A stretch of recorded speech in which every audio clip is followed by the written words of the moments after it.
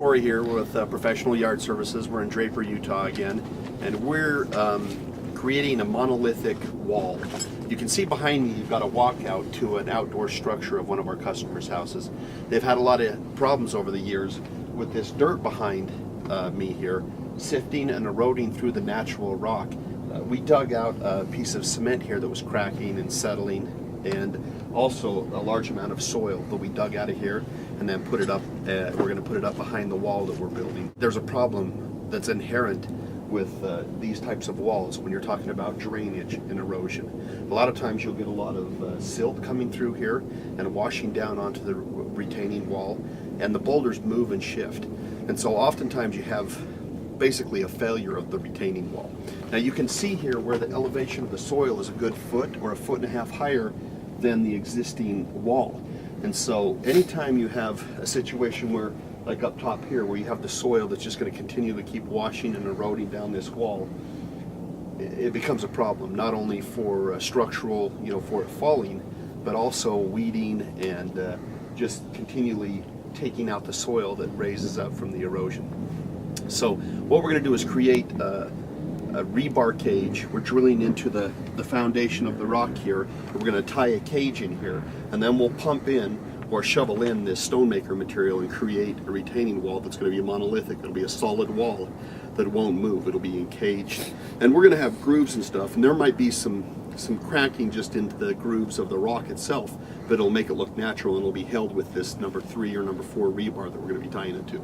So basically you've got this retaining wall, and this was put in at a different time than the neighbor actually put in their elevation soil. So the soil, the elevations of the soil and the hardscape aren't really in line with what they need to be to hold the erosion of the soil back. So what you have here, I mean, even when you don't have soil up above retaining areas, you're going to have erosion, where you get this dirt that builds in between these rocks and just continually settles and slopes. Or you have a situation here where you have the rock where the dirt has eroded and left pretty significant voids into a natural retaining wall. So what you'll see here is we're going to be tying in this rebar cage, and then once we pour it, I mean, this cement's about 8 or 9 bag cement mix, so it's extremely strong, and it'll create just a solid piece that there will be no erosion. We're going to have a couple of little flower bed planters between the first wall and the second wall, as well as the landing and the first wall. But everything's going to be a lot cleaner. There'll be no weeds, there'll be no dirt erosion. We're going to raise this wall up higher than the existing soil so that the water hits the retaining wall and then flows around it. And just making it so that the water and the erosion doesn't come down here into this walkway. Every year the homeowners had to dig out the water and the mud and the erosion that's come down here and made a mess. You can see with the steps over here, you'll pan over here to the steps. Somebody has, tried to come in and fill just basic cement mortar in between these flagstone pieces, and I mean, this is probably only a couple of years old and it's completely destroyed.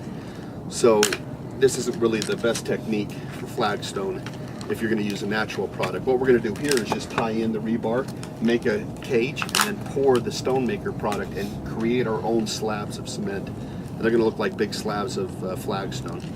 So it's a really fast product. We don't have the cost associated with demolition. We don't have to bring a big trackhoe in here and remove the boulders. We don't have to, trash some of their existing landscape. We just essentially tie in our grid and pump in the material to hold it all in place. It's a real good fit for problem areas like walkouts or retaining walls that are failing.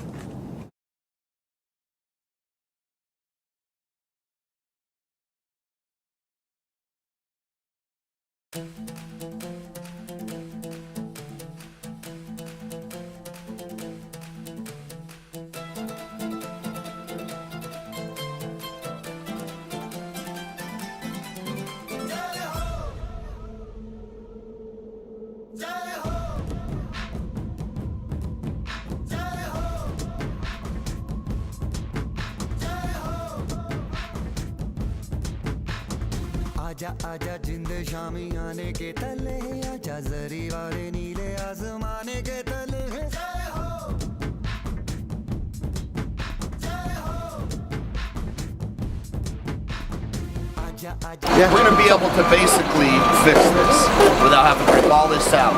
This concrete stone maker process, we're going to harden and carve these boulders into place to where there's no erosion coming through, and it's going to be a permanent fixture here in the landscape. So if you come over here and you'll see the rock that we've tied in together. We've tied this into the building as well as into the rock itself.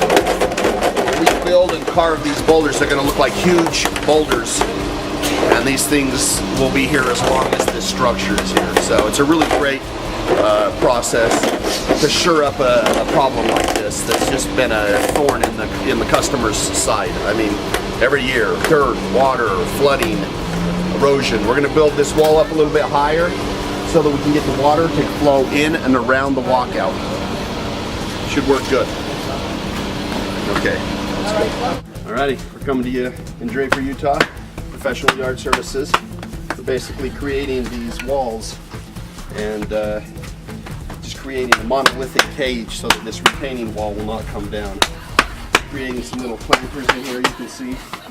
There'll be some plants coming in here. And we also did the steps so that we can slowly, make these shape up to be real boulders. It'll really look three-dimensional when we're done. No erosion, that's what we like, no erosion.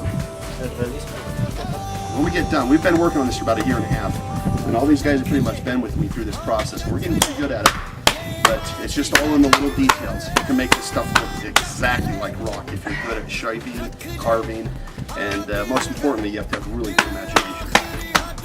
Okay, that's good.